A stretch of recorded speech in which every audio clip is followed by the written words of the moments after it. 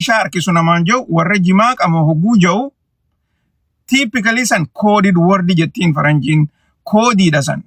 Okay? Naannoo kam akka inni arrabsuu barbaadu beekamaadha. Ummata kam jilmaadhaan akka inni arrabsuu barbaadu beekamaadha. Okay?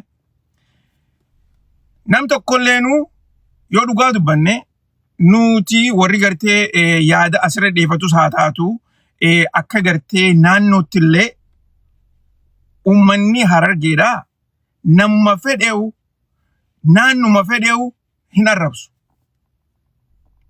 Yaada namaa immoo ni qeeyna. Okay?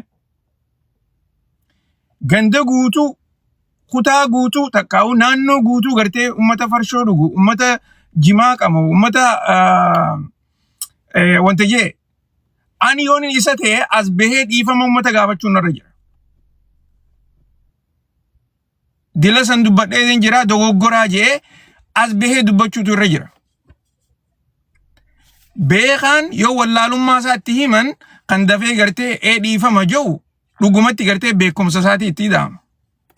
Beekaa kan namni fi hinjoo gartee arrammoo deebi'ee ogguu namni dogoggortee jirtaa kana sirreessi jee itti hime yoo immoo dogoggora san sirreessuu dide hammam takka wallaala akka ta'ee daranuu gartee if garsiisaa jira jechuudha. Bikka feete qaree. Feetu yuunivarsiitii Finfinnee qaree, feetu gartee Keenee qaree. Barnoota siinii da'u. Barnoonni gartee dura dursoo waan beektu beeku, waan wallaalte wallaalu akkasuma sanitti immoo jimlaadhaan gartee nama balaaleeffachuu dhabuudha. Deemee abbootii namaa gartee yoo gartee seenaa Oromoodhaa takka qabsoo Oromoodhaa hin beekne taate irraan dubbatina. Laal namni gartee fakkeenyaaf nutis Leencoo Lataadhaa biyya alaa tanatti isumarra guddanne ni beekna. Yeroo dheertuu nuti yoo yaadan rakkannanne warri biraatillee yoo yaadan rakkannate ammaasis keessaafuu gartee hogguu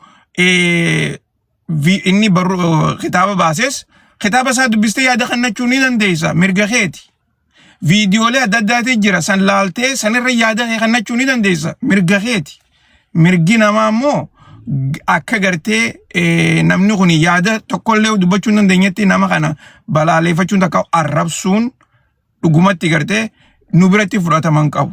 Ilma Oromoo tokkollee birattuu fudhataman qabu. Tanaafin isiniin jaa nuti mana kanatti yaada namayyuu ni deeggarra. Hafee deeggartee dhufee waan ABO waboo haa dubbatu, waan ABO Finfinnee jirtu haa dubbatu, waan bilisiginnaa haa dubbatu.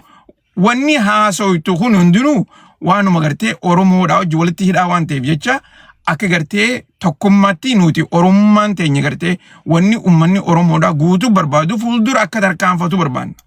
Okay? Guddin akka barbaadu. Xuriin isaanii jirti. Amma fakkeenyaaf xuriin guyyoodhaa hedduudhaatu jira. Okay? Xurii guyyoodhaa namni gabbahee gartee gannaquu ni danda'a. Waan inni dalagaa ture, waan inni biyya keessa godhaa turee fi hunda namni gannaquu ni danda'a. Maaliif bikka saniif geessita? If geessuu hin barbaachisu. Ganda guutummoo ganda guutuu arrabsuun dadhabina. Barnoota dhaba. Okay? Ani tanaafin gartee yeroo irraa dubbachuun barbaanne viidiyoo isaa arkeetiin jira natti ergitanii jirtan warreen gartee waan deemaa jiru social media gubbaratti ani gartee irraa hin dubbanne jechuun ani hin agarre jechuudha miti beeka. Ani yeroo takata gartee waan irraa itti deebii itti hannanii miti jeetitiin bira dabrafaadha. Akkasuma sanitti gartee namni kuni walleenugaa beekumsa gartee barbaachisu san hin qabaanne ta'a. Irrumaa barataa jenneeti yaanna. Okay?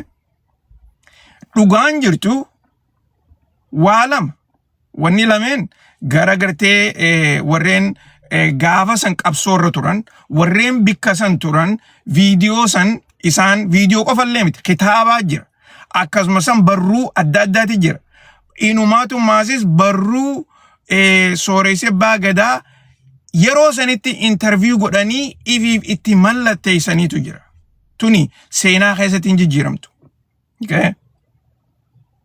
Akkasuma sanitti hogguu gartee leencoonis yaada isaa hogguu himatu dhugaa jechuudha miti beeka yaada gara isaati akkaataa ifiif isaatiif itti ilaalu garuu immoo yeroo sanitti fact findingii godhaniiti turan yeroo sanitti qormaata godhaniiti turan namayyuu kophaatti interview godhaniiti namayyuu raawuu waan interview godhan san barreessanii namayyuu itti mallatteesseeti lafa kaayan okay beeka warreen gaafa san bikka san turan hayyoota ifi isaaniitiifu hayyootaatu bikka san ture hayyoonni kun wanni kun gaafa fuuldura keessa seenaan itti nu gaafatti tanaafuu namayyuu gartee waan ijaan arke waan ja'ame hunda barreessaniiti itti mallatteessaniiti sanumaazis namni tokko qoftiin gartee yaada nam tokko fudhateeti miti beeka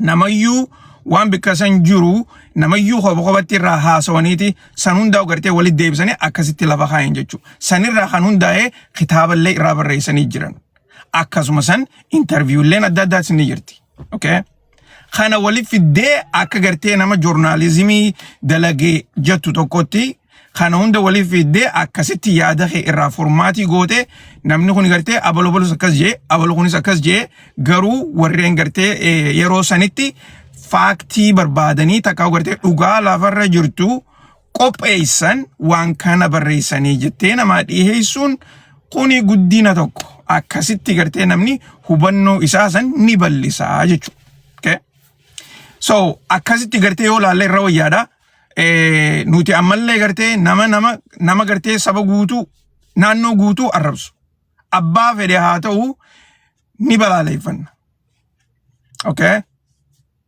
tana irra deebiitiin isiniin jaa nuti nam tokkolleenu wanni nuti qeeqnu yeroo hundaa'u yaada namallee hin qeeqnu individually namallee hin qeeqnu nuti garuu immoo waan afaan keetiin jette gartee yoo sirrii tahee hin mul'anne yoo gartee yaada irra qabaannu taate yaada keenya irra ni dhiyeessina akkasitti gartee namni beekuu qaba